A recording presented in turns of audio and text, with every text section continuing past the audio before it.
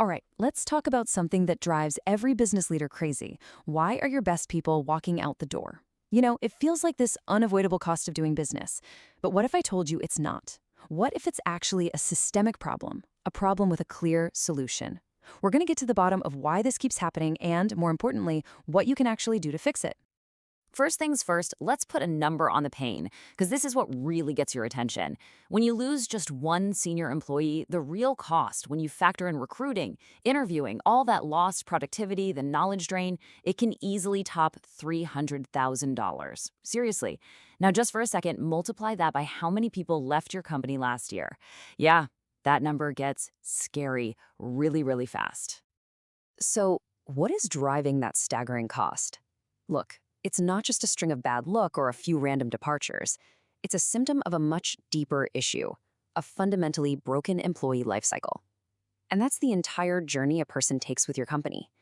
And right now, I'm willing to bet that in your business, nobody actually owns it. And that brings us right to the heart of the matter, something I call the ownership gap. See, it's this weird space that just naturally forms as companies grow. Departments get siloed, right? Everyone's busy hitting their own KPIs, and the big picture, the employee's total experience, it just gets lost in the cracks. Everybody has a little piece of the puzzle, but not one single person is accountable for the final picture. So let me ask you directly, and I want you to really think about this. Who owns the employee lifecycle in your business? And I don't mean who pushes the paperwork for a new hire. I mean, who is singularly accountable for that whole journey, from the moment a manager says, I need someone, all the way through to making that person productive and keeping them for years to come? Do you have a name? If you don't have a single name that pops into your head, you've got a problem. So what you're looking at here are two completely different worlds. Most companies, probably yours, live over there on the left in coordination. It's just a series of handoffs, right? A manager has a need, HR goes and finds some people, IT sets up a laptop. It's a relay race. Ownership, over on the right, is a total game changer. It means one person is on the hook for the final outcome. The big question? Are we creating and retaining the talent we absolutely need to win? And here's the point that you really need to let sink in. When your absolute best engineer leaves for a promotion you easily could have given them, that is not just an HR failure. It's not just a manager failure. It is a systemic ownership gap. It's a fundamental flaw in the very design of your organization. Okay, so where does this gap actually cause the most damage? Well, it predictably breaks down in 4 really painful stages of the employee journey. And I'm willing to bet you're going to be nodding your head because you'll recognize every single one of these. First up, hiring. Sound familiar? A role opens up.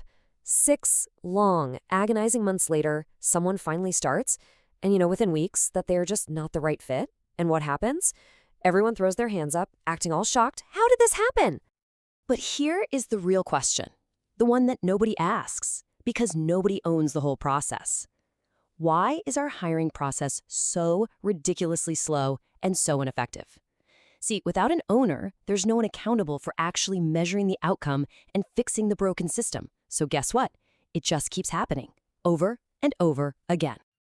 Next, onboarding. Your amazing new hire arrives, they're fired up, full of energy, they get their laptop, they sign the forms, and then nothing. They're just left to drift, trying to figure out who's who and how to actually add value. And just like that, 3 months of that precious initial momentum, gone, completely wasted. And again, here's the unasked question. Why does it take so long for our new people to actually become productive? The goal isn't did they complete the HR checklist. The real metric, the one that matters, is time to value. But when no one owns that metric, well, no one's working to improve it. Now, symptom number 3 is a silent killer: development. You've got this top performer, a brilliant coder, a star salesperson, whatever, and they want to grow. But the only path you offer them is management, a job they probably don't even want and might be terrible at. You've just put a ceiling on their potential and told them to go look elsewhere to grow. The question that gets totally missed here is, have we actually designed career paths that keep our most valuable experts engaged, even if they never ever manage a team? This lack of strategic thinking is literally forcing your best people to look outside your company for the growth they crave. And finally, it all comes crashing down right here: retention. One day, seemingly out of the clear blue sky, your star player resigns. The whole team is stunned. Management is completely blindsided. How on earth could this happen? But the real question is, why didn't you see it coming? Let's be honest, the signs were all there. The quiet disengagement, the updated LinkedIn profile. But because no one was tasked with owning proactive retention, no one was even looking for the early warning signals. You're stuck playing defense, and by the time they resign, it's always too late.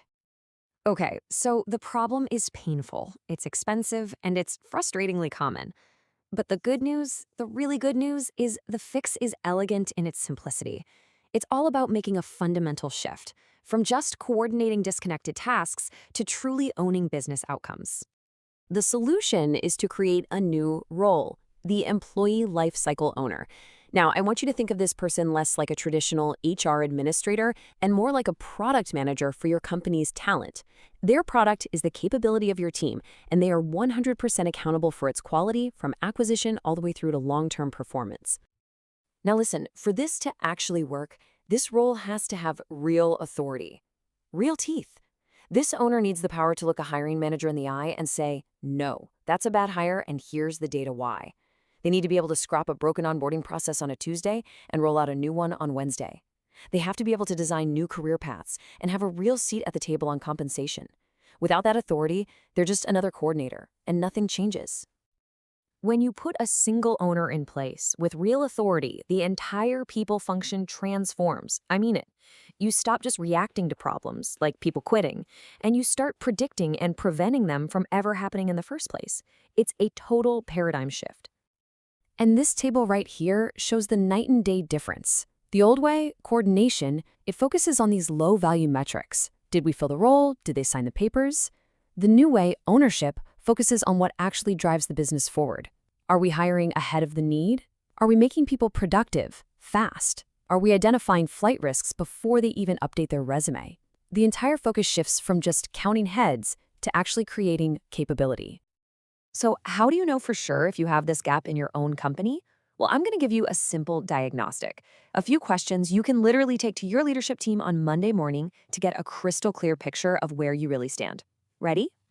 First, just ask this: who owns our employee lifecycle end to end? If the answer you get back is a list of departments, it's HR and the hiring managers and L&D, that is your first major red flag. That's coordination, not ownership. And you have a gap. Okay, next question. On average, how long does it take a new hire to become fully productive in their role? Now, after you ask that, just be quiet and let the question hang in the air for a moment. If they can't answer you with hard data, it means no one is measuring it. And if no one is measuring it, I guarantee you no one owns it. You've got another gap. Then you ask this one: can you show me a list of our top performers who are currently at risk of leaving? If the answer is just a blank stare, or they say, well, we don't know until they quit, it proves your entire retention strategy is reactive. It's based on hope, and you have a serious gap. And here's the final nail in the coffin. Ask, when our best engineer leaves because we didn't have a technical career path for them, who is ultimately accountable for that failure? If the answer is just their manager, you're scapegoating, not solving the real problem. That's a systemic failure, not an individual one. And that means you have a huge ownership gap. At the end of the day, your company's strategy is only as good as the people you have to execute it. And when nobody owns the life cycle of that talent, your capability erodes, your best people leave, and you lose. So stop patching the symptoms with exit interviews and pizza parties. The real fix is to start with one single owner. If you're ready to have a serious conversation about who that should be in your organization, well, that's the first real step to turning talent from your biggest liability into your greatest competitive advantage.